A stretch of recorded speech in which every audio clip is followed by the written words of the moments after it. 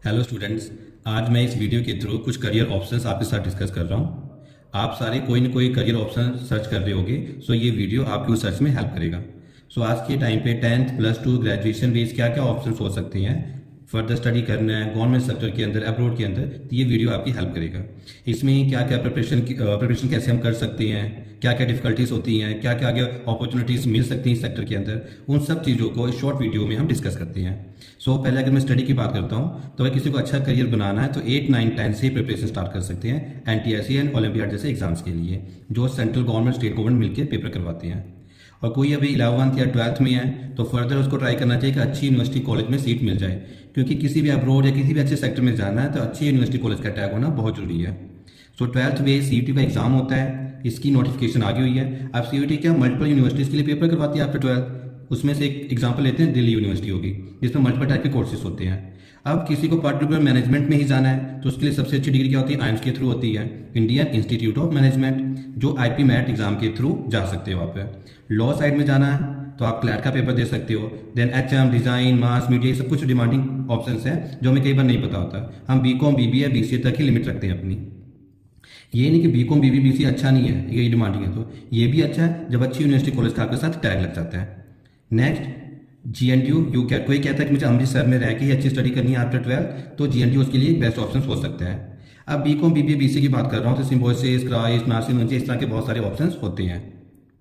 और 12th के बाद कोई टेक्निकल लाइन में अगर देखता है तो JEE मेंस जैसे एग्जाम्स होते हैं जिसके थ्रू ITs में जा सकते हो। अगर ये इंडियन इंस्टीट्यूट ऑफ मैनेजमेंट है तो यहाँ पर टेक्निकल की सबसे अच्छी डिग्री ले सकते हो इंडियन इंस्टीट्यूट ऑफ टेक्नोलॉजी से, NIT से, IIIT से, ये सब अच्छे अच्छे ऑप्शन आपके पास हैं।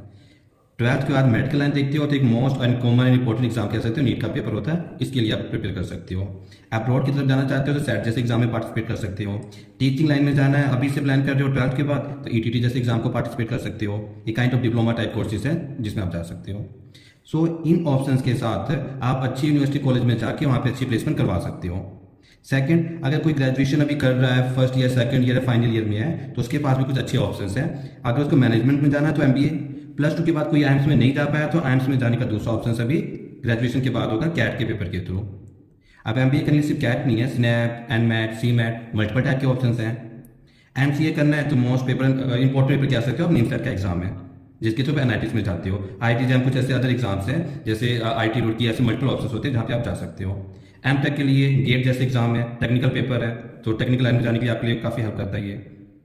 और अभी से कोई कहता है कि नहीं मुझे अब्रॉड में जाना है तो GRE, GMAT के दो ऑप्शन है। बेसिकली इसमें काफ़ी सारे डिफरेंशिएट है, बट एक छोटा सा एग्जांपल दे रहा हूँ। GMAT आप मैनेजमेंट के लिए कह सकते हो, GRE आप टेक्निकल के लिए कह सकते हो अगर अब्रॉड में अच्छी यूनिवर्सिटी कॉलेज में जाना है आपको। तो MCOM, MSc करना है जिसके लिए आप किसी भी यूनिवर्सिटी कॉलेज को टारगेट कर सकते हो, क्योंकि इसका अगला टारगेट आपका क्या होता है, UGC नेट, जिसके थ्रू आप लेक्चरर, प्रोफेसर, इस टाइप के ऑप्शन देखते हो आफ्टर PhD वगैरह करने के बाद। ये तो हो गया हायर स्टडीज़ के लिए। आप इसमें किसी भी एक चीज़ की अगर डिटेल में नॉलेज चाहिए तो आप सेंटर पे विजिट कर सकते हो, जहाँ पे आपको ½ एन आवर की प्रॉपर काउंसलिंग होती है, जिसमें आप पेरेंट्स, गार्जियन, फ्रेंड किसी के साथ भी विजिट करो तो डिटेल में नॉलेज प्रोवाइड करेंगे। First day detail career counselling का कोई चार्ज तो होता नहीं है।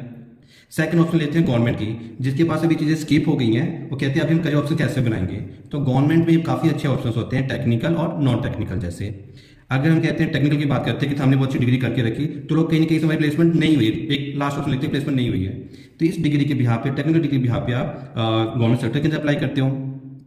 बैंक, सबको पता बैंक में PO बनते हैं, क्लर्कल बनते हैं, बट बैंक में एक ऑप्शन क्या है, SO, स्पेशलिस्ट ऑफिसर। आप लॉ की डिग्री कर रहे थे, आप यहाँ पे जा सकते हो। MBA HR कर रहे थे, मार्केटिंग कर रहे थे तो यहाँ पे जा सकते हो। IT है, किसी का 4 ईयर एग्रीकल्चर प्रोग्राम है तो यहाँ पे जा सकता है। एग्रीकल्चर में क्या होता है, ADO का होता है, agriculture I think ADO and AFO, दो टाइप एग्जाम्स होते हैं जिसके थ्रू यहाँ पे आप जाते हो। अब जब भी कोई टेक्निकल पेपर होगा तो उसमें क्या होता है, एक तो एप्टीट्यूड आता है सिलेबस में, सेकंड टेक्निकल मीन्स HR हो तो HR का सिलेबस, मार्केटिंग हो तो मार्केटिंग का सिलेबस, देन फाइनल इंटरव्यू होती है। तो 3 स्टेप के बाद टेक्निकल डिग्री कोई भी कर रहे हो उसी फील्ड में आप जा सकते हो। कुछ और टेक्निकल ऑप्शन कौन से होते हैं, SSC एग्जाम के अंदर काफ़ी सारे ऑप्शन मिल जाएंगे आपको। JEE junior engineer, railway recruitment board, railway के अंदर काफ़ी अच्छे ऑप्शन आ जाते हैं। पंजाब PSPCL में जा रहे हो, line man, JEE, multiple option हो जाते हैं। CDS FCAT के अंदर टेक्निकल बेस आप अप्लाई कर सकते हो। तो ऐसे बहुत सारे ऑप्शंस हैं जो टेक्निकल, या तो आप प्लेसमेंट हो जाएगी तो यहाँ पे आ जाते हो आप। देन मैं थर्ड ऑप्शन की बात करता हूँ कि जो अभी सिंपल ग्रेजुएशन कर रहे हैं तो क्या उनके पास ऑप्शंस है कि नहीं है। उनके पास भी बहुत सारे ऑप्शंस है, बस उनको पता होना चाहिए। अब कोई 12th कर रहा है, ग्रेजुएट कर रहा है, टॉप की यूनिवर्सिटी कॉलेज में नहीं कर रहा है, एवरेज के कर रहा है, तो भी बहुत बड़ा बेनिफिट है। अभी कुछ टाइम पहले ही फॉरेस्ट कॉलेज में एक सेमिनार हुआ था, वहाँ पे मैं गया था। तो वहाँ के जो टीचर, प्रिंसिपल, स्टाफ काफ़ी वर्क कर रहे हैं स्टूडेंट्स के ऊपर है। मल्टीपल सेमिनार कंडक्ट करवा रहे हैं या काफ़ी सारी एक्टिविटीज़ करवा रहे हैं। रीज़न क्या है कि स्टूडेंट को अवेयरनेस हो क्या क्या करियर ऑप्शंस हैं। आप सारे टैलेंटेड हो, बट एक अच्छा प्लेटफॉर्म चाहिए, एक अच्छा ऑप्शन चाहिए जिसपे आप वर्क कर सको। आज के टाइम पे मैक्सिमम कॉलेज है जो इस चीज़ के ऊपर वर्क कर रहे हैं। सो स्टूडेंट्स, ये थोड़ा सा हाईलाइट किया, डिटेल एक ओवरव्यू दे रहा हूँ। अब हम बात करते हैं नॉन टेक्निकल के ऊपर कौन कौन से अच्छे ऑप्शंस हो सकते हैं हमारे पास। सो स्लाइड मैंने कुछ हिसाब से आज बनाया है, डिटेल में फिर हम कभी इसको देख लेंगे। अब यहाँ तो हमने देख लिया था नॉन टेक्निकल का पार्ट, सॉरी टेक्निकल का। अब नॉन टेक्निकल में क्या क्या ऑप्शंस हैं इसकी स्लाइड में यहाँ पर थोड़ा सा डिस्कस कर लेता हूँ आपसे। अब जैसे बैंक का हो गया, बैंक में कौन से ऑप्शंस हो सकती हैं। SBI, RBI, RRB इस टाइप के बैंक है जहाँ पे आप एंट्री करते हो, जिसमें clerical, PO, SO multiple type के पोस्ट होते हैं। अब क्लरिकल, PO तो एनी ग्रेजुएट हो गया। अब जो बैंक में SO की पोस्ट आ रही है वो हमने अभी डिस्कस किया था यहाँ पे, SO की रिगार्डिंग स्पेशलिस्ट ऑफिसर होते हैं ये। अब जिसने बैंक की तैयारी की उसके इंश्योरेंस या पोस्ट ऑफिस ऐसे काफी टाइप के एग्जाम्स होते हैं जो ऑलरेडी प्रिपेयर हो जाते हैं एक बैंक की प्रिपरेशन के साथ है। इसका सिलेबस ऑलरेडी एक जैसा सिमिलर ही कह सकते हो वहाँ पे। अगर बैंक में क्लरिकल, PO, SO लगते हो तो इंश्योरेंस में क्या होगा, AAO, ADO, development officer, administrative officer. Girls के लिए AAO की पोस्ट बहुत अच्छी होती है। क्लरिकल डेटा एंट्री ऑपरेटर हो गया, +2 बेस जॉब हो जाती है इंश्योरेंस सेक्टर्स के अंदर। और SSC की बात करते हैं तो CGL एक ग्रेजुएशन बेस हो गया, जिसमें CPO सेंट्रल पुलिस के लिए हो गया, हायर सेकेंडरी +2 बेस हो गया। तो SSC के अंदर क्या है, ऑफिसर भी है, क्लरिकल भी है, डेटा एंट्री ऑपरेटर भी है। तो ग्रेजुएशन बेस पेपर दोगे तो CGL का ऑफिसर लगते हो। अगर CHSL का पेपर दे रहे हो तो clerical, data entry operator. CPO दे रहे हो तो सेंट्रल पुलिस, दिल्ली पुलिस में आपकी जॉब लग रही है। इसमें स्टेनोग्राफर का है, JE का, मल्टीपल पोस्ट होते हैं SSC के अंदर। अब SSC है क्या, जिसमें CBI, इंटेलिजेंस ब्यूरो, ITO या मिनिस्ट्री लेवल ऐसे बहुत सारे डिपार्टमेंट्स SSC के अंदर आते हैं। क्वालिफिकेशन क्या, वैसे मैंने मेंशन कर दिया था पहले कि एनी ग्रेजुएट में भी सिर्फ पासिंग मार्क्स चाहिए। अब एनी ग्रेजुएट में आपको ये नहीं देखना यहाँ पे कि बहुत 60%, 70%, 80%, ओनली पासिंग मार्क के साथ आप अप्लाई कर सकते हो। एंड फॉर्म की फीस का कम करते हैं तो बॉयज़ की जनरल की 100 रुपीज़ होती है, बाकी SC, ST, वुमेन कोई भी अदर कास्ट हो तो उनकी फीस नील होती है, 0। अब SSC की तैयारी कर रहे हो तो SSC सिलेबस के साथ आपके डिफेंस जैसे CDS, FCAT या RRB, रेलवे रिक्रूटमेंट बोर्ड, ऐसे जितने भी डिपार्टमेंट होते हैं इसकी प्रिपरेशन के साथ हो जाता है आपकी तैयारी। दोनों की प्रिपरेशन सेम ही होगी ये। और अगर हम स्टेट लेवल के पेपर की बात करते हैं, पंजाब एग्जाम्स की बात करते हैं, तो 2 मेजर बॉडी PPSC और PSSB ये काफ़ी सारे एग्जाम्स करवाती हैं। अभी करंट की बात करूँ तो लेबर इंस्पेक्टर का वैकेंसी आई हुई है जो PSSB करवाती है, इसकी लास्ट डेट है 11 मार्च। पंजाब पुलिस कांस्टेबल ये ग्रेजुएशन बेस, इसमें 12th बेस भी कुछ जॉब्स आई हुई हैं, बट ये ग्रेजुएशन बेस है। जब भी इंस्पेक्टर वर्ड आएगा वो ग्रेजुएशन बेस जॉब रहती है। Punjab police constable 12th base है, जिसकी अप्लाइंग डेट है 14 to 4 अप्रैल तक है। टेक्निकल असिस्टेंट है, PSSB करवा रही है, 1 मार्च लास्ट डेट है। 1 मार्च में कल इसकी लास्ट डेट है। तो आज वीडियो बनाने का पर्पस क्या था, इस एग्जाम करके आज वीडियो बना रहा हूँ, शॉर्ट टाइम ही सारी वीडियो बना रहा हूँ कि जो भी स्टूडेंट हो आज उनको मैसेज चला जाए, कल तक वो अपना फॉर्म अप्लाई कर ले। बाकी कुछ और भी एग्जाम्स जो भी आने हैं जैसे पटवारी, पुलिस, वीडियो, एक्साइज, ऐसे बहुत सारे पेपर्स हैं जो भी आने हैं। सो इतने सारे पेपर्स के लिए क्या सिलेबस होगा, साल में 50+ टाइप के एग्जाम्स आ रहे हैं तो हमें क्या क्या तैयारी करनी होती है।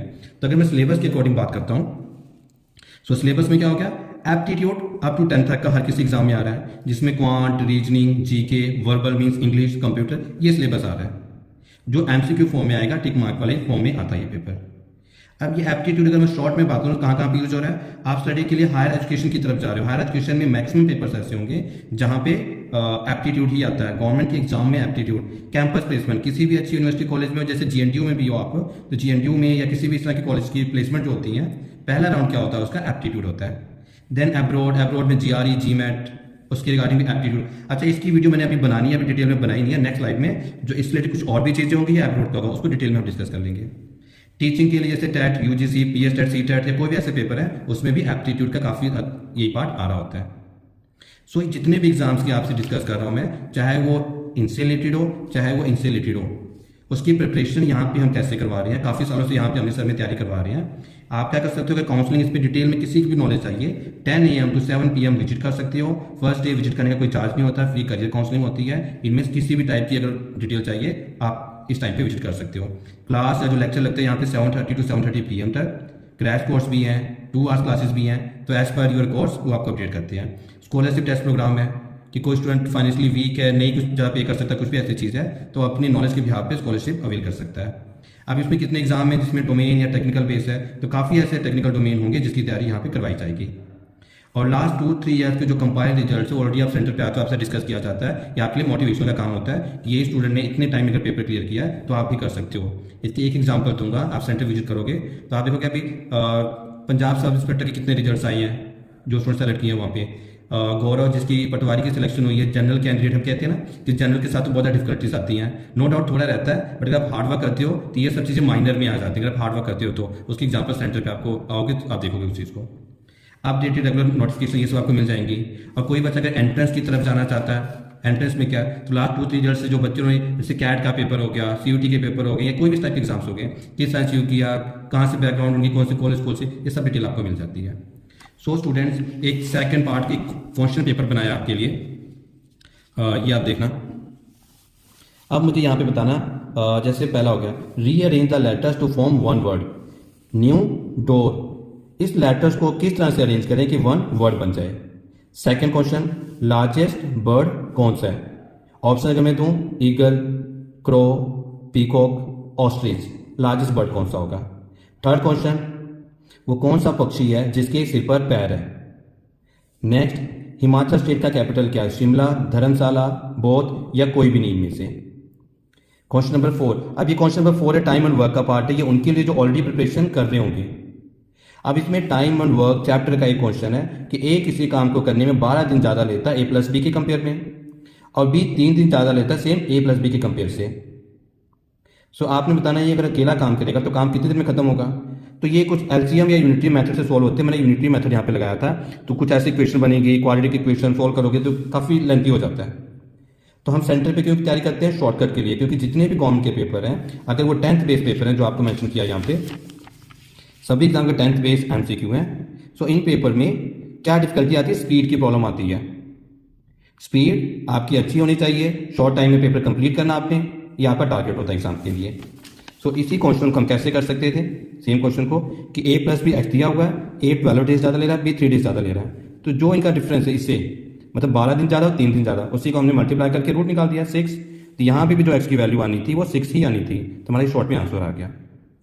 सो स्टूडेंट्स, बहुत सारे ऑप्शंस होंगे, जैसे अभी तुमने पंजाब का डिस्कस किया था, CBI, SSC, CPU, ऐसे बहुत सारे पेपर्स की नोटिफिकेशन भी आई हुई है। कोई भी डाउट लगता है आपको तो इस पर कॉल करके भी कंफर्म कर सकते हो, कुछ अगर नहीं समझ लगता आपको तो। और कैट जैसे एग्जाम हो गए जो one of the toughest exam आप कह सकते हो, क्योंकि आज शॉर्ट वीडियो में बहुत ज़्यादा चीज़ एक्सप्लेन नहीं कर सकता हूँ, थोड़ा सा आइडिया दे रहा हूँ आपको। जैसे अगर आप कैट की तैयारी भी करते हो, कैट के एग्जाम आपको पता है इसमें 3 ही पार्ट आ रहा है, क्वांट, रीजनिंग, इंग्लिश। अब इसी को आप क्या कहते हो, क्वांटिटेटिव एप्टीट्यूड। सेकंड आपने बोल दिया यहाँ पे LRDI, थर्ड इसको बोल दिया आपने वर्बल। तो कैट के जो होते हैं टोटल 66 क्वेश्चंस आते हैं एग्जाम में, 66 क्वेश्चंस होते हैं। सही करते हो तो 3, गलत करते हो तो -1 डिडक्ट होता है। पेपर भी 2 पार्ट में आता है। एक्चुअली ये अभी स्लाइड में स्किप हो गया था, सो मैं लास्ट में बता रहा हूँ कि थोड़ा सा आइडिया लग जाए। तो बहुत सारी चीज़ें भी स्किप हुई हैं, तो वीडियो में आप बहुत सारी एक्सप्लेन नहीं कर सकता, आइडिया दे रहा हूँ आपको मैं। अब इसमें क्या है कि पेपर आपका आएगा, इसमें MCQ और नॉन MCQ दोनों ही आते हैं। एडवांटेज क्या होता है, नॉन MCQ का यहाँ पे ऑप्शन नहीं दिया गया, तो यहाँ पे नेगेटिव मार्किंग नहीं होती है, no negative marking. It mean ये क्वेश्चन अटेम्प्ट करना है कि आपने सही किया तो +3, रॉन्ग किया तो 0, कोई डिडक्ट नहीं होगा, माइनस में नहीं जाते हो। MCQ वाला जो क्वेश्चन होते हैं उसमें नेगेटिव मार्किंग अप्लाई होती है। तो कितनी परसेंटेज चाहिए होती है, किस आइम्स के लिए कितनी कट ऑफ चाहिए होती है इंडिविजुअल, ऐसे बहुत छोटी छोटी चीज़ें होती हैं जो हम सेंटर पे डिस्कस कर सकते हैं। सो स्टूडेंट्स, किसी भी टाइप के करियर ऑप्शंस के लिए, किसी भी चीज़ के लिए आप सेंटर पे कभी भी विजिट कर सकते हो। और एट द एंड आपसे डिस्कस करूंगा कि जितने भी करियर ऑप्शंस हैं आप अपने फ्रेंड सर्कल में, ग्रुप्स में आगे शेयर कर सकते हो, सो मैक्सिमम स्टूडेंट को ये अपडेट मिल जाए। ऑप्शंस ये हैं, आप इसमें जिसको जो टारगेट हो वो खुद रिसर्च कर सकता है या सेंटर विजिट करके उसकी डिटेल में नॉलेज ले सकता है। So students, best of luck for bright future. कोई भी डाउट होगा आप कभी भी डिस्कस कर सकते हो। Okay, bye bye, take care.